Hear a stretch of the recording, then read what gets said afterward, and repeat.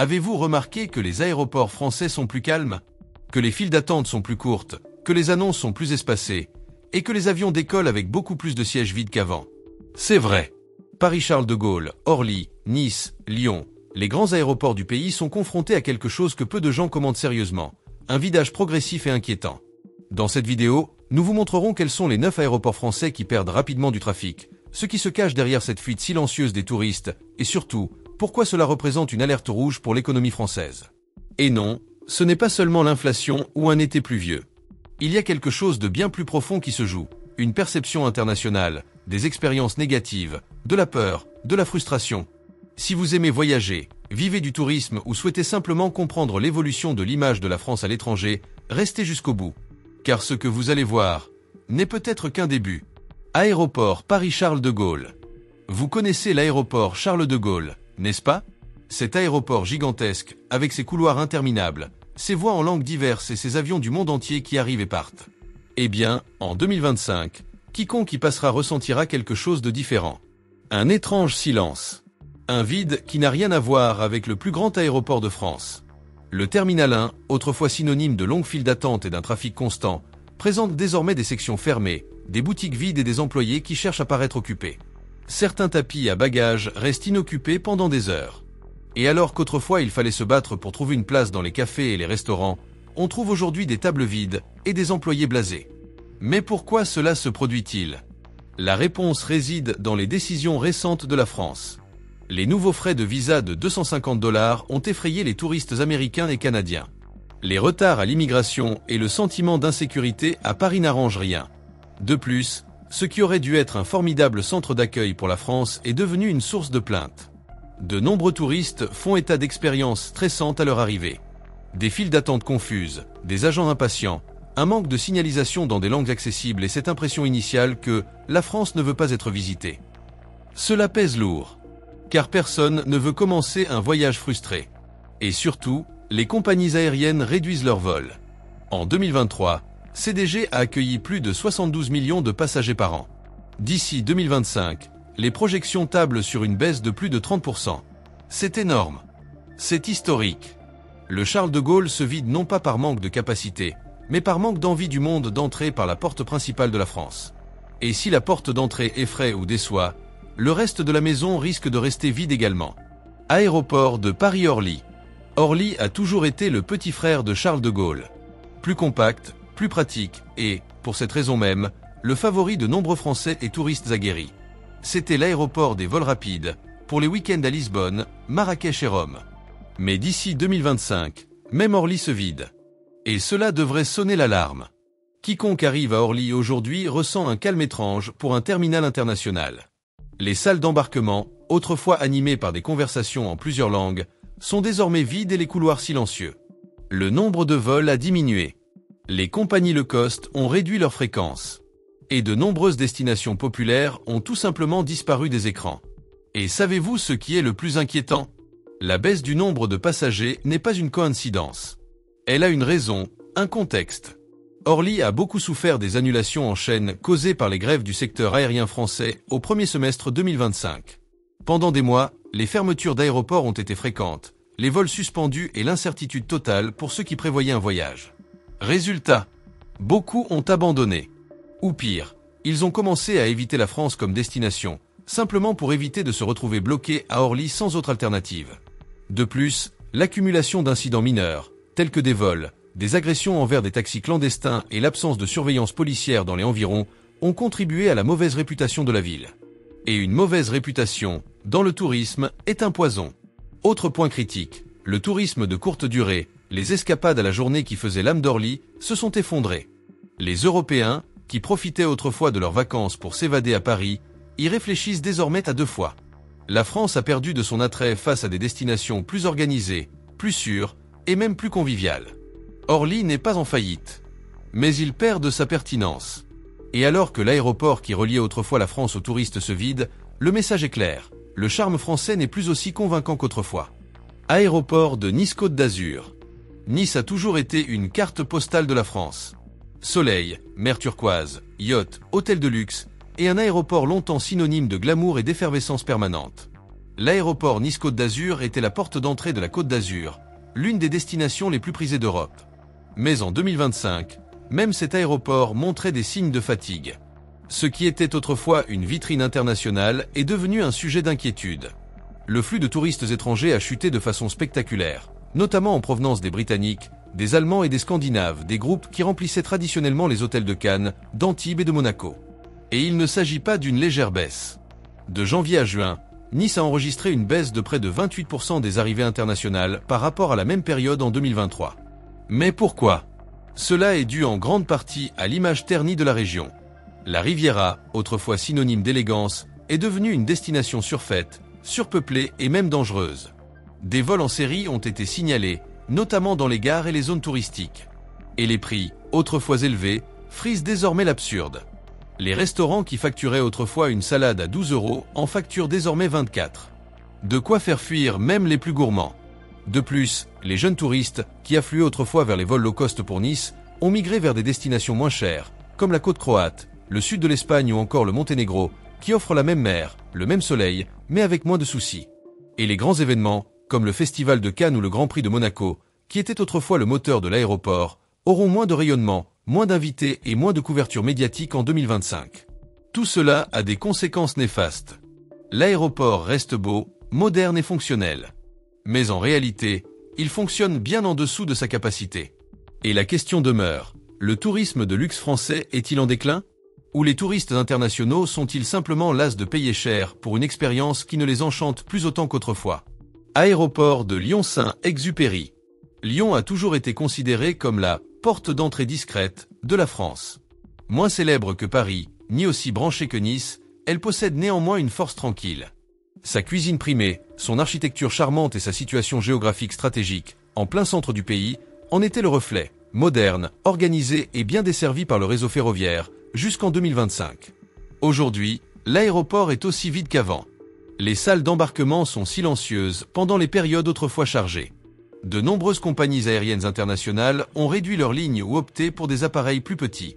Selon les données du premier semestre 2025, l'aéroport a enregistré une baisse de 24% du volume de passagers internationaux par rapport à 2023. Mais qu'est-ce qui explique ce vidage ? Lyon, comme beaucoup d'autres villes françaises, a commencé à faire face à une crise d'image. De nombreux touristes étrangers ont fait état de difficultés de transport interne, de grèves inopinées et surtout d'un manque d'hospitalité perçue. Point délicat. Le tourisme d'affaires, qui a toujours été fort à Lyon, a également reculé. Avec l'annulation d'événements, les conférences à distance et la baisse des investissements internationaux, la clientèle d'affaires, qui garantissait des vols toute l'année, a cessé de venir. Et il y a un autre facteur, la concurrence régionale. Des villes comme Genève et Milan, près de Lyon, attirent de plus en plus de visiteurs grâce à des expériences culturelles plus modernes, de meilleurs services et une vie quotidienne moins instable. Résultat, les touristes internationaux préfèrent atterrir ailleurs.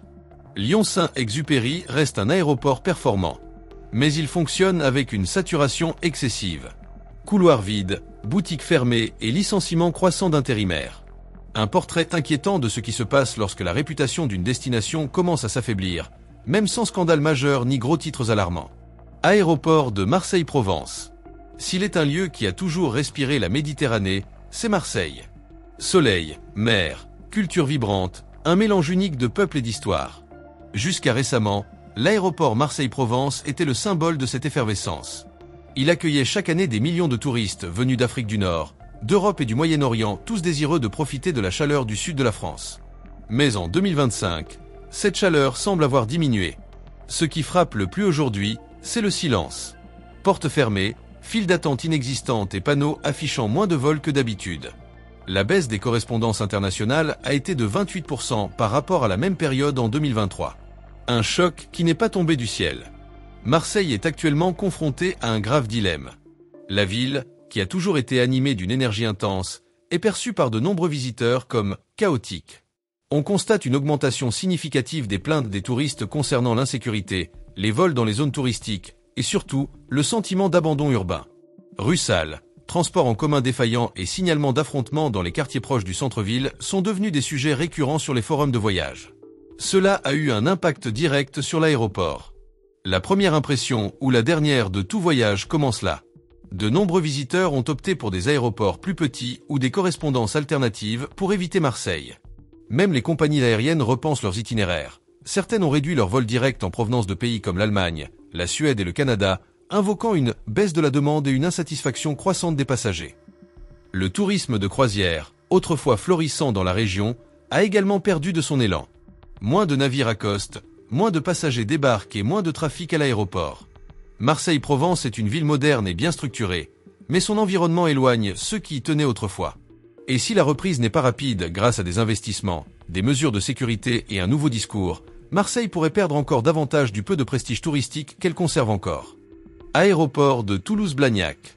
Toulouse a toujours occupé une place stratégique sur la carte française.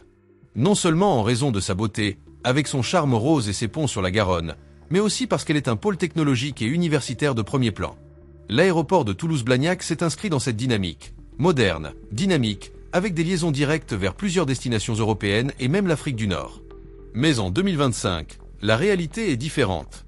Le trafic a chuté de façon spectaculaire. Le nombre de passagers internationaux a chuté de près de 30% au premier semestre. Et ceux qui y travaillent le ressentent. Le terminal est plus calme, les comptoirs d'enregistrement sont moins fréquentés, les cafés ont des chaises vides à des heures auparavant chaotiques. Qu'est-ce qu'il y a derrière ça? Cela s'explique en partie par l'évolution du comportement des compagnies aériennes. Avec la crise du tourisme en France, plusieurs d'entre elles ont réduit leurs vols vers Toulouse. Des lignes auparavant fréquentes, comme Madrid, Lisbonne, Dublin et Casablanca, ont été supprimées ou ont été mises en service en alternance. Cela a créé un effet domino, moins de vols, moins de touristes et moins d'attrait pour les nouveaux investissements. Par ailleurs, l'image de la ville a souffert d'épisodes d'insécurité et de vandalisme ces derniers mois. Si Toulouse conserve tout son charme, le sentiment de désorganisation urbaine s'est accru, notamment chez les touristes plus âgés, qui privilégient les destinations calmes et faciles d'accès. Les plaintes concernant la propreté de la ville, les transports en commun et la mendicité dans les zones touristiques sont devenus des sujets fréquents sur les sites d'avis. À cela s'ajoute un problème, la concurrence régionale. Des aéroports comme Bordeaux et Montpellier ont commencé à se repositionner avec des expériences plus modernes et des campagnes marketing agressives. Toulouse, en revanche, semble stagner, sans proposition claire pour reconquérir la clientèle internationale. Le résultat, un aéroport moderne et bien situé, mais dont le fonctionnement est actuellement bien en deçà de son potentiel. Toulouse-Blagnac est le symbole d'une France qui peut encore attirer le monde, mais qui, à ce stade, est oublié des priorités des voyageurs. Aéroport de Bordeaux-Mérignac. Bordeaux a toujours été une ville incontournable du tourisme français. Lorsqu'on évoque le vin, la gastronomie et le charme européen, beaucoup pensent immédiatement à cette région. L'aéroport de Bordeaux-Mérignac était autrefois l'une des portes d'entrée les plus élégantes du pays. Mais en 2025, le paysage est bien différent. Quiconque traverse le terminal le remarque immédiatement. Quelque chose a changé. Les zones d'embarquement sont plus vides, le nombre de vols internationaux a diminué, et même les panneaux d'affichage des arrivées et des départs semblent moins fréquentés. En chiffres, la baisse du flux de passagers internationaux a atteint 34% au cours des premiers mois de l'année. Un exploit considérable pour un aéroport qui, jusqu'à récemment, était l'un des plus prometteurs en dehors de la capitale. Mais que se passe-t-il? L'une des raisons est la rentabilité. Bordeaux est devenu cher, très cher. Les hôtels ont augmenté, les restaurants sont devenus plus chers, et même les dégustations de vin, autrefois abordables, sont devenues un luxe. De nombreux touristes, notamment ceux du Royaume-Uni, d'Allemagne et du Benelux, ont commencé à comparer les prix avec des villes comme Porto ou Florence, et ont choisi de ne pas venir. L'aéroport en a été directement affecté, vols annulés, compagnies low cost retirées, correspondances réduites. De plus, le profil des visiteurs a évolué. La ville n'a pas réussi à répondre à l'évolution de la demande touristique. Alors que d'autres destinations ont investi dans de nouvelles expériences, Bordeaux s'appuie encore sur la tradition, ce qui, pour les publics plus jeunes ou alternatifs, ne suffit pas. Cela a fait fuir une part importante du tourisme européen. Autre problème, la logistique régionale. De nombreux touristes ont signalé des difficultés à se déplacer entre l'aéroport et le centre-ville, avec peu de bus et des prix de taxi exorbitants. Cela crée une première impression négative, précisément au moment le plus délicat du voyage. Et pour couronner le tout, l'aéroport fait face à une concurrence de plus en plus féroce. Toulouse, Nantes et même des villes espagnoles voisines comme Bilbao attirent de plus en plus de compagnies aériennes et d'événements internationaux. Bordeaux est à la traîne. Aujourd'hui, l'aéroport de Bordeaux-Mérignac est presque à l'image de la ville. Beau, plein de potentiel, mais vide. Et la vérité est que si rien ne change dans les mois à venir, il pourrait perdre définitivement sa place sur la carte aérienne européenne. Aéroport de Nantes Atlantique. Si quelqu'un avait dit il y a quelques années que l'aéroport de Nantes, ville dynamique, culturelle et de plus en plus populaire, aurait des terminaux vides au milieu de l'été 2025, beaucoup en auraient douté. Mais c'est exactement ce qui se passe. Et ce n'est pas une coïncidence. L'aéroport Nantes Atlantique a longtemps été la principale porte d'entrée vers l'ouest de la France. Offrant un accès facile à la Bretagne, au Val-de-Loire et aux plages de l'Atlantique, il constituait une plaque tournante stratégique pour les touristes européens, notamment britanniques, allemands et espagnols. En 2023, par exemple, l'aéroport a battu des records. En 2025, il a chuté. Au cours des 6 premiers mois de l'année seulement, le trafic international a chuté d'environ 28%. Les vols directs ont été réduits, les lignes traditionnelles ont été annulées et les compagnies low cost ont abandonné certaines opérations. Mais pourquoi ? La première raison a un nom. Saturation urbaine sans réponse adéquate. Nantes a grandi, certes. Mais l'aéroport n'a pas suivi le rythme. Les infrastructures ont vieilli, les parkings sont surchargés et mal signalés, et l'accès au transport en commun reste limité. Autant de sources de frustration pour les visiteurs à leur arrivée. Ensuite, il y a un climat social qui a changé. La ville a été le théâtre de plusieurs manifestations ces dernières années, dont beaucoup ont bloqué l'accès à l'aéroport. Grèves, manifestations et sentiments d'instabilité urbaine ont suscité la méfiance des touristes. Personne ne souhaite rater son vol à cause d'un arrêt de tramway ou de barrage routier. En outre, l'image de la région elle-même l'élan s'est essoufflée. Le charme du tourisme fluvial et des châteaux de la Loire, autrefois enchanteurs, a commencé à paraître figé dans le temps pour beaucoup. Et tandis que d'autres destinations se réinventaient, Nantes restait quelque peu figée dans le passé. Résultat, un aéroport qui, malgré son potentiel, est délaissé. Les hôtels environnants sont vides, les boutiques hors taxes sont moins fréquentées et les employés qui travaillaient autrefois à un rythme effréné se déplacent désormais entre des portes presque silencieuses. L'aéroport Nantes Atlantique est aujourd'hui un signe clair que la France doit réévaluer sa gestion de ses propres points d'entrée.